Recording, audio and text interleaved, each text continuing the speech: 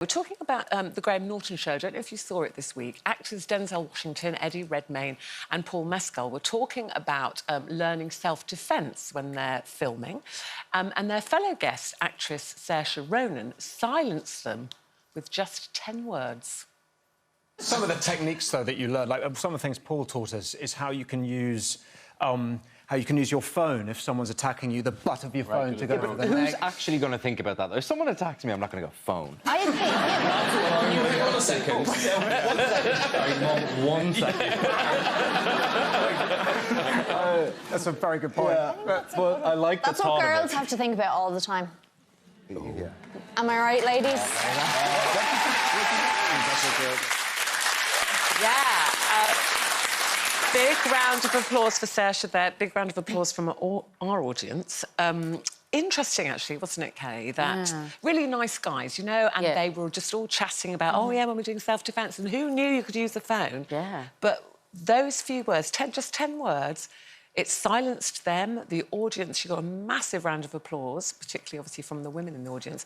And I think it was very powerful, actually. It was a reminder. She didn't go on about it. No. She didn't try and make anybody feel uncomfortable. I think it just came out of her like, yeah, guys, that's what we do all the time. That's what women have to think about all the time, or do think about all the time. Yeah, absolutely. It's just putting the shoe on the other foot, just going, yeah, this is actually my life on a daily basis. Yeah. And they maybe don't think about that. But I think for me, I'm raising a son and a daughter, and I have these conversations with Regan quite a lot, and I say, you know, look, there are certain things that we can and can't do. There was an incident at school where I was like, I had to explain to him what can be misconstrued. So just thinking about a woman's space and making sure there's a clear definition between that, you know, and if you are going to ask a woman if you want to go first or whatever, it's not, you don't necessarily have to touch her to do that. You can signal to do that, and that a woman's space is really important to them, and sort of having those really important conversations.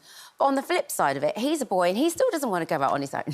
Yeah. So, you know, he's coming from a place of being bullied, but going out for him is still challenging. But do you think something like self-defence would be useful to be taught in school from a young age at school? And I'm not just saying for girls, but obviously she was talking about, well, look, this is what women think about all the time. You know, we walk with our keys in our hand. We're always looking over our shoulder. If you hear footsteps. And I know there will be many people saying, we shouldn't have to do that. It's not our responsibility. It's the responsibility of men not to attack women. But the thing is, we all talked about it this morning, we still do it. We still look over our shoulder. If we're in a dark car park or something, we are nervous about it.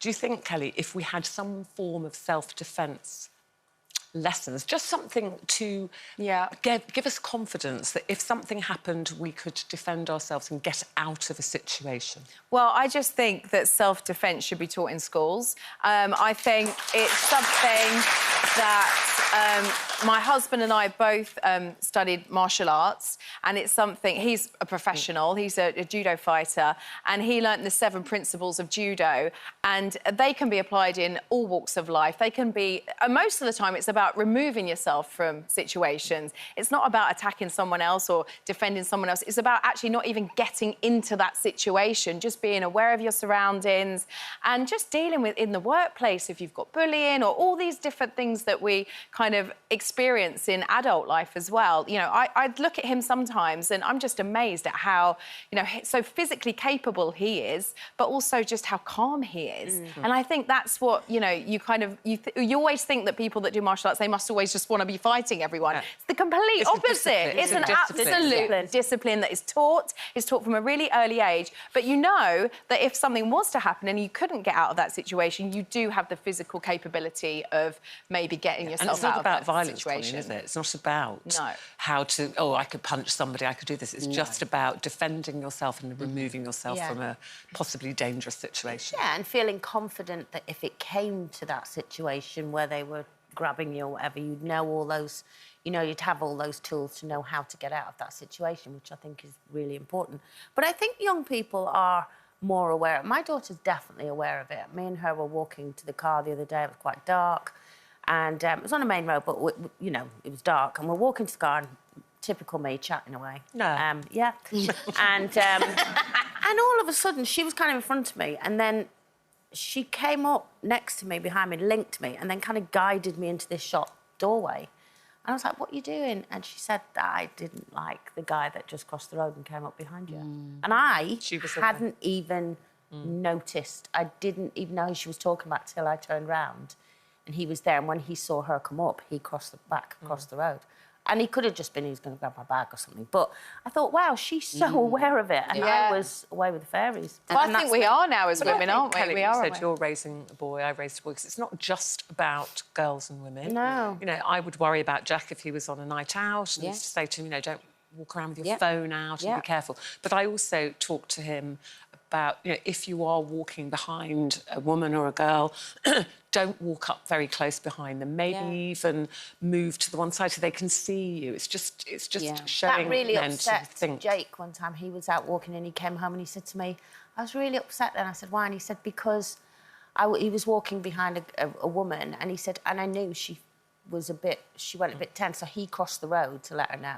But he said, I felt so ashamed of us as men that she felt that. And I wanted to go up and say to her, I'm fine. But I think bringing it back then to Saoirse, just those few words, I think when I say she silenced the other guests there, I don't think she meant to. No. It was just interesting how they did fall silent, because I think they were just thinking about what she'd said. And I think for men to hear that from a woman in that kind of scenario where they're all kind of going, oh, God. Well, it's the male privilege of being able to have a joke like that, whereas for us females, we wouldn't joke like that. We'd be like, that is genuinely what you would think about doing. And you play that in your mind, even if it's a walk from the train station to your car. Right, if someone jumps out, what am I going to do? I've got my phone, I've got it. And you just, you open your car, you just figure it all out. You often do it without even really always thinking. You just kind of know, don't you? Just know. As I'm getting off the train, I've already got my car keys out. I'm prepared. Always.